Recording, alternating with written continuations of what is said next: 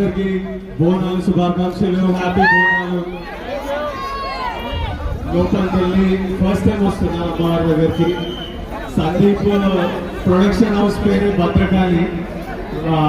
So ఇద్దరం వచ్చాము, ఆనంద్ కన్నాతో మా రామ్తో అందరం ఇక్కడ మొక్కడానికి వచ్చాము.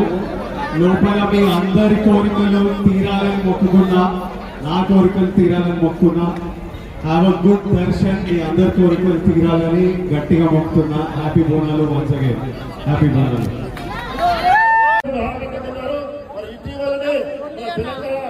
తెలంగాణ బిడ్డ రష్మిక గారిని వారు వివాహం చేసుకుని ముఖ్యమంత్రి వారు రాజరాజ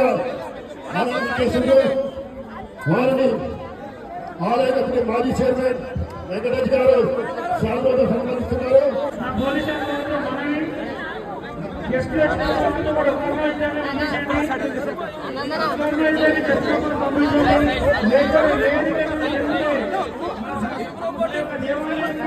దేవాలయం